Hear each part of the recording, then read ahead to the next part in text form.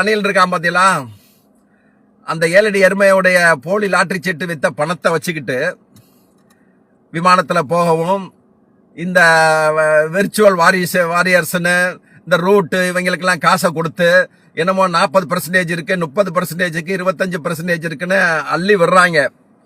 சிலர் கூட ஒரு டவுட் வரும், தனியா நின்னா நல்லது, இவங்களோட சேர்ந்து நின்னா அப்படின்னு.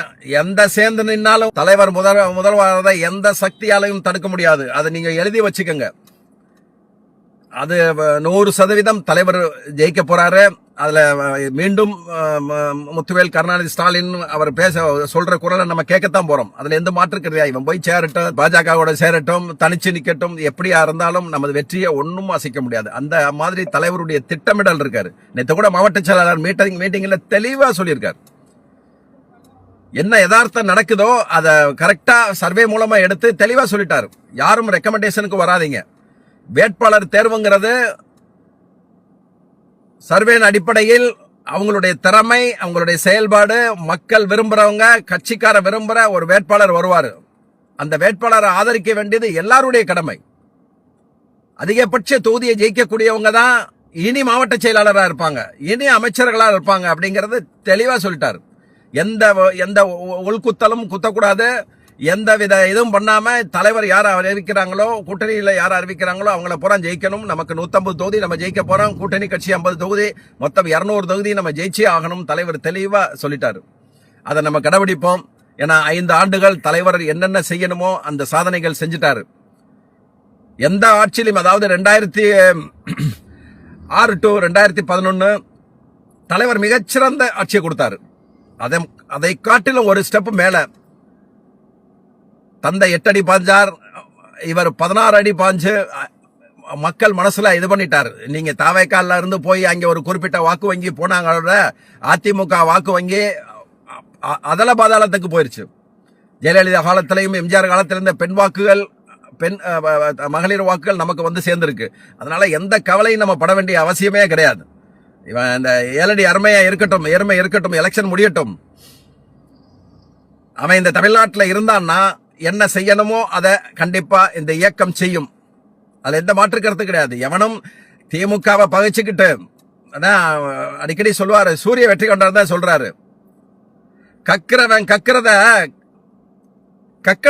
கக்கனவனை வச்சே நக்க சொல்லுவோம் அப்படின்னு சொல்லுவாரு. சூரிய வெற்றி கொண்டான் அடிக்கடி சொல்லுவாரு. அதைத்தான் செய்வோம், அதுவும் பொறுமையா செய்வோம்.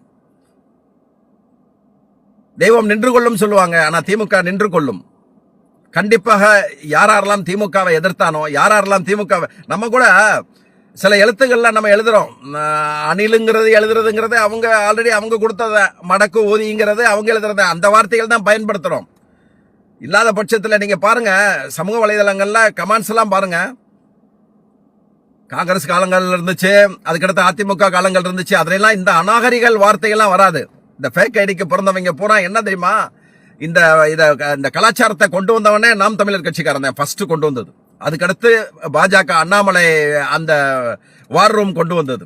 ஏன்னா ஒருத்தனை கமாண்ட்ஸ்ல போட்டு வெளுத்தெடுத்தோம்னா, அசிங்கமா பேசணும்னா, குடும்பத்தை பேசணும்னா பயந்து ஓடிடுவான், இல்ல எழுதுறத நிறுத்திடுவான்னு நினைக்கிறாங்க.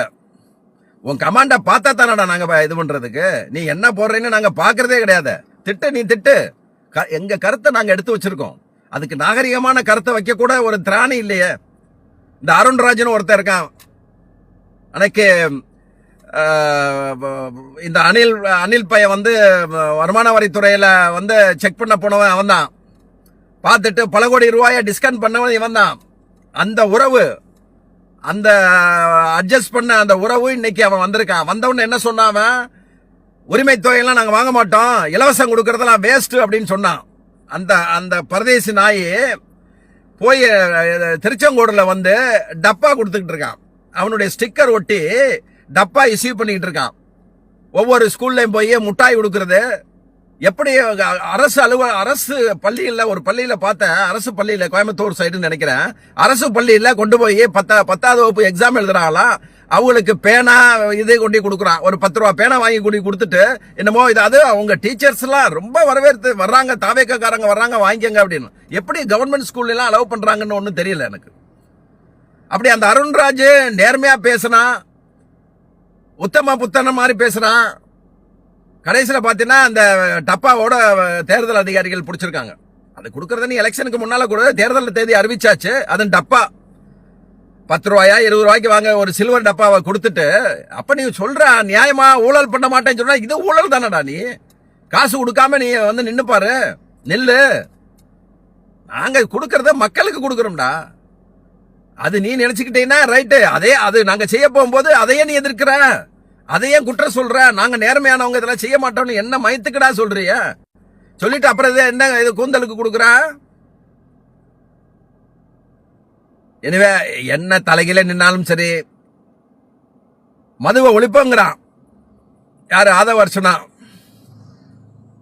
பிளைட்ல பிடிச்சிட்டாங்க, பாட்டிலோட போறான். ஏண்டா 1 மணி நேரம்டா, சென்னையில இருந்து டெல்லிக்கு போறதுக்கு வெறும் 1 மணி நேரம். அந்த 1 மணி நேரம் போதையே இது பண்றது தெரியலையா? இவனை இந்த ஆணையில போதையிலே வச்சிருக்காங்கன்னு நினைக்கிறேன். போதையிலேயே மலங்கடிச்சு வச்சிருக்காங்கன்னு நினைக்கிறேன். திமுக காரங்க எல்லாருமே, கலை உடன்பிறப்புகள் அனைவரும் ஒற்றுமையா இருந்து, நம்மளுடைய உழைப்பு தான் இனி கொண்டு போய் தலைவரை வந்து முதல்வரை ஆக்கும். அதனால கொஞ்சம் எல்லாரும் அந்த மறந்துட்டு எல்லாம் வருவாங்க. யாரெல்லாம் எந்தெந்த அமைச்சர் எந்தெந்த எம்எல்ஏக்கள்லாம் கட்சிக்காரனை பார்க்காம இருந்தாங்களோ,